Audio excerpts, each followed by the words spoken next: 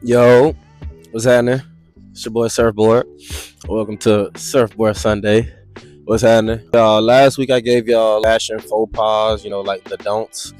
This time I wanted to bring it back around and I was thinking like the do's, but it ain't really about the do's. It's about how to create your own personal style and feel good to what you're wearing. You know what I'm saying? So that's what we about to do.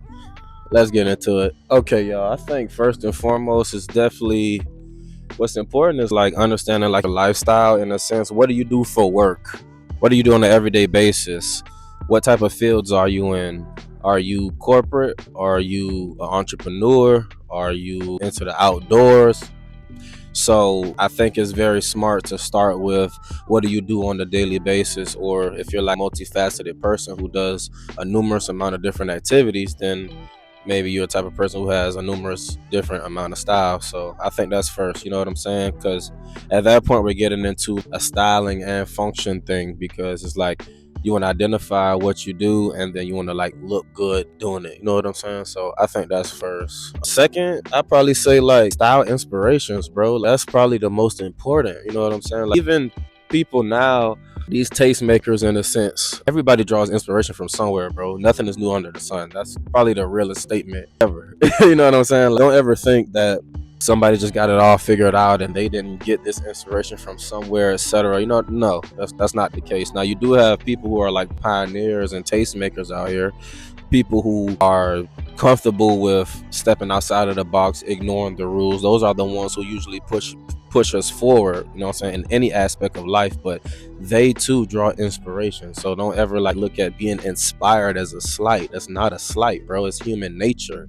We're all inspired by each other. So that's whether it's looking up to style icons, people every day commuting to work and seeing somebody walking on the sidewalk, movies, cartoons, games, books. It don't matter. Whatever you consume, it becomes a part of you, bro. Like I like movies. I like mob films, Godfather, Reservoir Dogs, Casino, etc. I love that old Prohibition era style. You know, my fellow 90s babies, we love the black exploitation films like Paid in Full or Belly or Love and Basketball. You know what I'm saying? Mekhi Phifer was driving the 5.0 Mustang. Belly, they in Benzes. What? Paid in Full, they in Saabs, Beamers, E30s.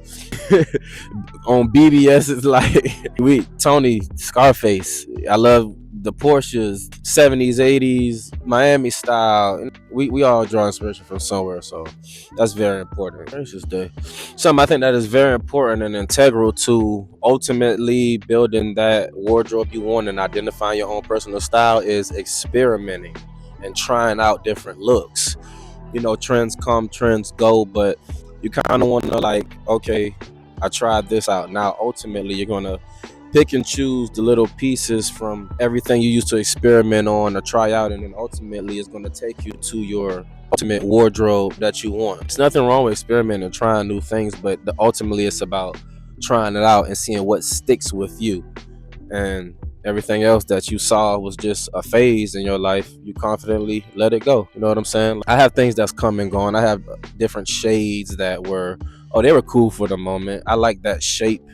You know what I'm saying? At that moment, now it's not something that's timeless to me. You know what I'm saying? You try out different things and you keep what you deem to be timeless to you. So that's very important. Next up, very important. I talked about this in the faux pas video. Measurements, finding and wearing what flatters you.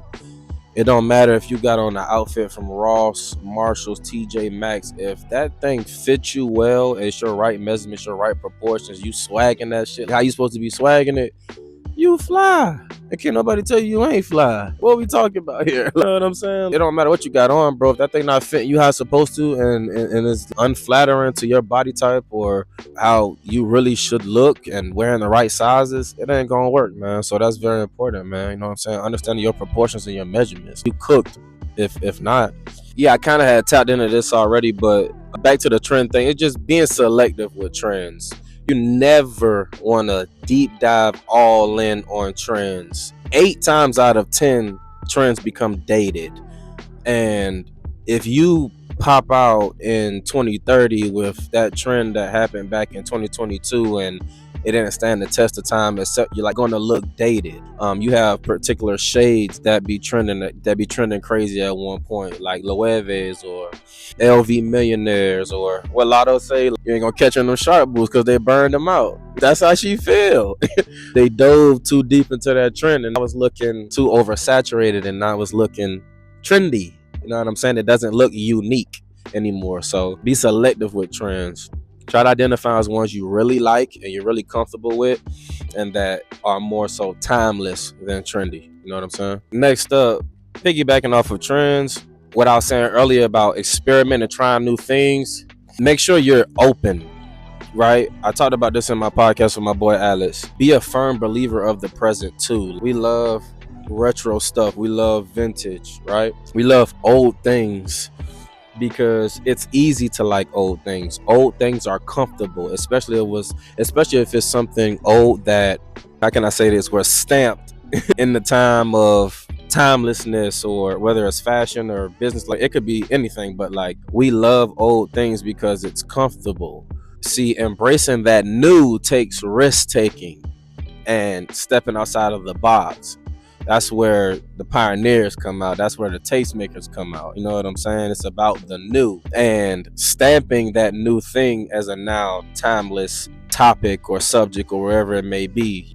How Virgil came and he disrupted the game with his reverse engineered style designing. I'm saying that kind of like gutting the shoe from the inside out and presented it in a raw form, unfinished.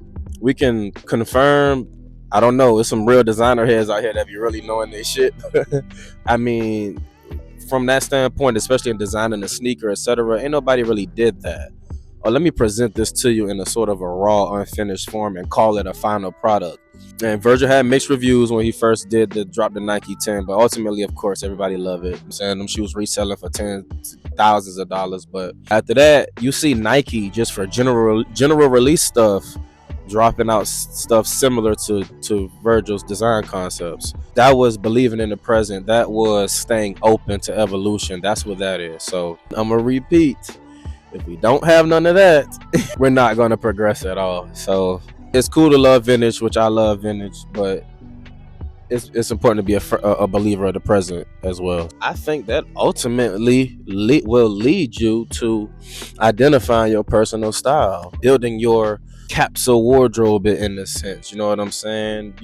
You get your basics, you identify that quality over that quantity. You know what I'm saying? Because that comes with trying new things. Eventually, I think you get down to a point where you want to like downsize your wardrobe to particular pieces, those particular unique pieces that you know you like and that you're comfortable with.